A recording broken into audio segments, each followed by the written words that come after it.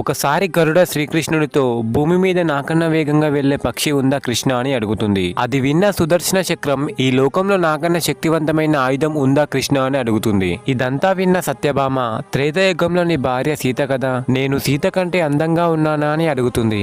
వీళ్ళ మాటలు విన్న కృష్ణుడు ఎలాగైనా వీళ్ళ అహంకారాన్ని తొలగించాలని గరుడతో ఒక ప్రదేశం గురించి చెప్పి అక్కడ ఒకతనుంటాడు, సీతారాములు తన కోసం ద్వారకాలో ఎదురు చూస్తున్నారని చెప్పమని చెప్పి సుదర్శన చక్రాన్ని ద్వారం లోపలికి ఎవరొచ్చినా పంపద్దని చెప్తాడు. సత్యభామతో సీతాదేవిలా తయారవమని చెప్తాడు. కృష్ణుడు చెప్పిన ప్రదేశంలో హనుమంతుడు ఉంటాడు. సీతారాములు నీ కోసం ద్వారకాలో ఎదురు చూస్తున్నారని గరుడ చెప్తుంది. అది విన్న హనుమంతుడు గరుక్మంతుని కంటే 1000 రెట్లు అధిక వేగంతో రాముడిలా ఉన్న శ్రీకృష్ణుడి దగ్గర వాలిపోతాడు. ద్వారం దగ్గర నిన్నెవ్వరూ ఆపలేదా హనుమ అని శ్రీకృష్ణుడు అడగ్గా, ఒక చక్రం ఆపింది స్వామి, దాంతో యుద్ధం చేస్తే మిమ్మల్ని కలవడానికి లేట్ అవుతుంది అని ఆ చక్రాన్ని మింగేశాను. సత్యభామను చూసి ఈ చెలికత్త ఎవరు స్వామి, సీతమ్మ ఎక్కడా అని